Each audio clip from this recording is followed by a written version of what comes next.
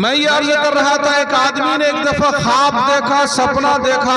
خواب میں سپنا میں اس نے دیکھا ایک بہت بڑا میدان ہے، ایک بہت بڑی جگہ، خالی جگہ، اس میں بہت سارے لوگ بیٹھے ہوئے ہیں۔ آسمان سے سونے کے پرندے، سونے کے چڑیے کے مانند کچھ گر رہا ہے۔ اس مجمع میں جتنے لوگ بیٹھے ہوئے ہیں میدان میں، سارے لوگ اس کو جمع کر رہے ہیں۔ خواب دیکھنے والے نے پوچھا، آپ لوگ یہ کیا کر رہے ہیں، کون ہیں؟ ان لوگوں نے کہا، ہم لوگ زندہ نہیں ہیں، مردہ ہیں، ہم لوگ قبرستان کے مردے ہیں۔ یہ کیا گر رہا ہے، کیا جمع کر رہے ہیں؟ ان لوگوں نے کہا، ہمارے اپنے نام اعمال بند ہو گئے، اپنا ہم کچھ نہیں کر سکتے ہیں، لیکن ہمارے خاطر، ہمارے ایصال ثواب کے لیے، ہمارے بال بچے، ہمارے رشتہ دار، ہمارا خاندان اور خون اور دنیا سے گزرتا ہوا کوئی راہی مسافر کچھ پڑھ کر کے جو ایصال ثواب کرتا ہے، اس کا ثواب ہمیں مل رہا ہے۔ اس ثواب کو جمع کر کے ہم اپنے پاس ذخیرے کے طور پر رکھ رہے ہیں۔ چنانچہ سارے لوگ اس مجمع میں جمع کر رہے تھے۔ ایک بڑے میاں کو، بوڑھے صاحب کو دیکھا، بوڑھے چچا کو ایک دیوار سے ٹیک لگا کے بیٹھے ہیں۔ ان سے پوچھا، چچا آپ کیوں نہیں جمع کر رہے ہیں؟ اس نے کہا، بیٹا یہ میدان میں جتنے لوگ جمع کر رہے ہیں، یہ سب چرنی، اٹھنی، چلر، خدرہ تھوڑا تھوڑا جمع کر رہے ہیں۔ میرے پاس تو بورا کا بورا ہول سیل اتنا پہنچتا ہے، لاکھوں کروڑوں کی تعداد میں، ہم کیا جمع کر رہے ہیں تھوڑا تھوڑا؟ کہا، آپ کے پاس کیا پہنچتا ہے؟ تو اس نے کہا، میں نے اپنے ایک بیٹے کو حافظ قرآن بنایا تھا، جب سے میرا انتقال ہوا، اسی دن سے میرا بیٹا اپنے کاروبار، اپنا بزنس، اپنی تجارت کرتے کرتے ایک قرآن روزانہ پڑھ کے میرے لیے ایصال ثواب کر دیتا ہے، میرے نام پہ بخش دیتا ہے۔ پوچھا، آپ کا بیٹا کیا کرتا ہے؟ بتایا، فلاں جگہ پہ دکان چلاتا ہے۔ صبح جب اس کی آنکھ کھلی تو پتہ لگاتے لگاتے اس جگہ پہ پہنچا تو صحیح معنی میں دکان چل رہی تھی، دکان کھلی ہوئی تھی۔ ایک جوان اس دکان کو چلا رہا تھا اور اس کی زبان، اس کے ہونٹ ہل رہے تھے۔ اس آدمی نے پوچھا کہ بھائی تم کیا کر رہے ہو، کیا پڑھ رہے ہو؟ اس نے کہا، میرے ابا نے میرے اوپر احسان کیا، مجھے حافظ قرآن بنایا۔ جب سے میرے ابا کا انتقال ہوا، میں اپنا بزنس کرتے کرتے روزانہ بلا ناغہ ایک قرآن پڑھ کر کے میں اپنے ابا کے نام بخش دیتا ہوں۔ خواب صحیح ہوا کہ غلط ہوا؟ چلیے ماشاءاللہ، اس سے پتہ چلتا ہے کہ آپ لوگ بات سمجھ رہے ہیں، جاگ کر کے سن رہے ہیں۔ چنانچہ کچھ دن گزر گئے، کچھ دن کے بعد اسی آدمی نے دوبارہ خواب دیکھا، دوبارہ سپنا دیکھا۔ اسی طریقے سے سارے لوگ میدان میں جمع ہیں، آسمان سے کچھ گر رہا ہے، سارے لوگ جمع کر کے اپنے پاس رکھ رہے ہیں۔ پوچھا، کون ہے؟ تو بتایا، قبرستان کے مردے ہیں۔ لیکن اس دفعہ اس نے نئی چیز دیکھی کہ پہلی دفعہ جو اس نے جمع کیا تھا، جمع کر رہے تھے لوگ، پہلی دفعہ جو خواب دیکھا تھا تو پورے مجمع میں سارے لوگ جمع کر رہے تھے، چن رہے تھے، لیکن ایک چچا، ایک بڑے میاں وہ نہیں چن رہے تھے۔ ان کو بھی دیکھا اس دفعہ میدان میں، وہ بھی چن رہے ہیں، وہ بھی جمع کر کے اپنے پاس رکھ رہے ہیں۔ تو خواب دیکھنے والے نے پوچھا، چچا آپ تو پہلی دفعہ نہیں جمع کر رہے تھے کہ مجھے ضرورت نہیں پڑتی ہے، میرا بیٹا میرے لیے روزانہ ایک قرآن پڑھ کر کے بخش دیتا ہے، میں کیا جمع کروں اس کو، لیکن اب کیوں جمع کرنے لگے؟ کہا، بیٹا وہ جو روزانہ بورا کا بورا لاکھوں کروڑوں کی تعداد میں نیکیاں آیا کرتی تھی، اب آنے کا وہ سلسلہ بند ہو گیا۔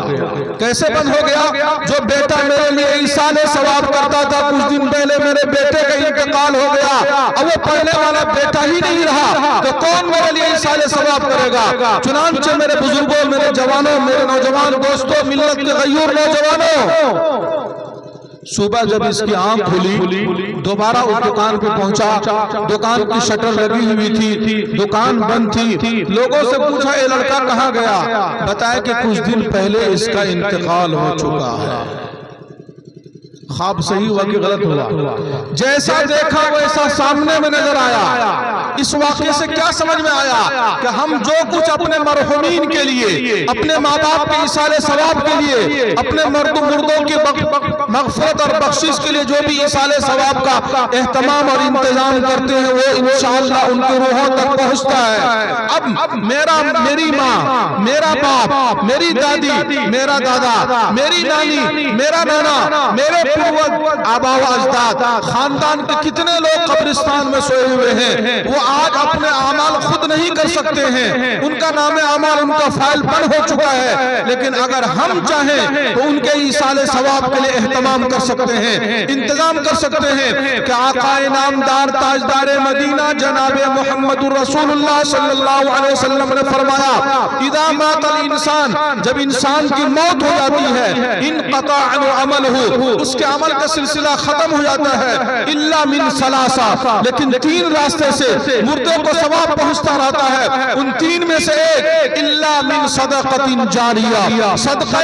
جاریہ، کسی مدرسے کی تعمیر میں، مسجد کی تعمیر میں، غریبوں کے علاج کے لیے ہاسپٹل بن رہا تھا، اس ہاسپٹل کی تعمیر میں آپ نے حصہ لے لیا۔ یہ چند باتیں میں نے بطور مثال بیان کی ہے، اگر آپ نے مسجد کی تعمیر میں حصہ لے لیا، خدا کی قسم کھا کے کہہ رہا ہوں، جب تک مسجد میں نماز ہوتی رہے گی، جب تک مسجد میں تلاوت ہوتی رہے گی، جب تک مسجد میں اللہ کا نام لیا جاتا رہے گا، جب تک مسجد میں ایمان و اعمال سے مسجد آباد رہے گی، انشاءاللہ اگر آپ نے اپنے ابا کے ایصال ثواب کے لیے ایک بوری سیمنٹ دیا، ایک تیاری گٹی دی، ایک تیاری بالو دیا، تھوڑا سا سریا دیا، کچھ اینٹیں لگوا دی، تو جب تک اس مسجد کے اندر میں اعمال ہوتے رہیں گے، آپ نے اپنی نیت کی، خاندان والوں کی نیت کی، اس کا ثواب ان کی روح کو پہنچتا رہے گا۔ کون نہیں چاہتا کہ مرنے کے بعد بھی میرے خاندان والے سکھی رہیں، میرے خاندان والے سورگ میں رہیں، جنت میں رہیں، میرے خاندان، کوئی چاہتا ہے کہ میرے خاندان کو قبر میں عذاب ہو؟ کوئی چاہتا ہے کہ میرے خاندان کے قبر میں جہنم کی کھڑکی کھلی رہے؟ کوئی برداشت کرے گا اس کو؟ ہر ایک چاہتا ہے کہ میرے خاندان کے قبروں میں، خاندان والوں کے قبروں میں جنت کی کھڑکی کھلی رہے۔ اب ان کے ساتھ جو بھی اعمال انہوں نے کیا وہ اعمال گئے، لیکن اب آگے جانے کا سلسلہ بند ہوا۔ آپ چاہتے ہیں کہ وہ سلسلہ قیامت تک ان کے نام اعمال میں پہنچتا رہے، اس کے لیے آپ کے سامنے میں گولڈن چانس، سنہرا موقع۔ ارے راہی مسافر، وہ چندہ کرنے والا پتہ نہیں کس کس ضلع سے کس علاقے سے آیا، وہاں کیا ہو رہا ہے، نہیں ہو رہا ہے، وہ منظر، وہ سین، وہ کام آپ کے سامنے میں نہیں ہوتا ہے، لیکن خدا کا گھر غریب کی بستی میں، انتہائی غریب پسماندہ بستی ہے، یہاں چند گھر ہیں، ٹوٹے پھوٹے لوگ ہیں، کمزور مزدور اور لاچار قسم کے لوگ ہیں، اور خدا کے گھر کی تعمیر ہو رہی ہے۔ میرے بزرگوں، یہ بات خدا کی قسم کھا کے کہی جا سکتی ہے، جو اللہ کی گھر کی تعمیر میں حصہ لے گا، اللہ اس کی نسلوں کی گھر کی تعمیر کے فیصلے کرے گا۔ اپنے خاندان والوں کو یاد رکھیں گے۔ چندہ مفتی ساجد صاحب کے لیے طے ہے مشورہ سے، میں تھوڑی سی تمہیدی باتیں کر رہا ہوں، راستہ ہموار کر دیتا ہوں، توجہ رہے مفتی صاحب۔ تو ایک واقعہ میں نے سنایا کہ اپنے خاندان والوں کے لیے ایصال ثواب کا اہتمام کریں گے انشاءاللہ، اور کتنا پہنچتا ہے۔ ایک صحابی آئے آقا نامدار تاجدار مدینہ جناب محمد رسول اللہ صلی اللہ علیہ وسلم کی خدمت میں، اور آ کر کے عرض کیا اللہ کے نبی اگر میں صدقہ کروں تو میری ماں کو پہنچے گا؟ تو آپ نے فرمایا کہ ضرور پہنچے گا۔ ابھی دیکھیں جب چندہ کرنے لگیں گے مفتی صاحب تو ہم لوگ سوچ بچار کر کے کام کریں گے۔ کوئی ایک بوری سیمنٹ دینے میں سوچے گا، 2 بوری سیمنٹ دینے میں سوچے گا، 500 روپے دینے میں سوچے گا، لیکن میرے بزرگوں ہمارے اور صحابہ میں کیا فرق ہے؟ جب صحابی رسول نے پوچھا اگر میں صدقہ دوں تو میری ماں کو اس کا ثواب پہنچے گا؟ تو آقا نے فرمایا ضرور پہنچے گا۔ تو صحابی نے عرض کیا ذرا سنبھالیے گا دھیان سے، توجہ سے۔ صحابی نے کہا اللہ کے نبی آپ گواہ رہیے، یہ کھجور کا باغیچہ، درخت، پھل، زمین سمیت میں نے اپنی ماں کے نام سے صدقہ کر دیا۔ کھجور کا باغیچہ، درخت، پھل، زمین سمیت میں نے اپنی ماں کے نام سے صدقہ کیا۔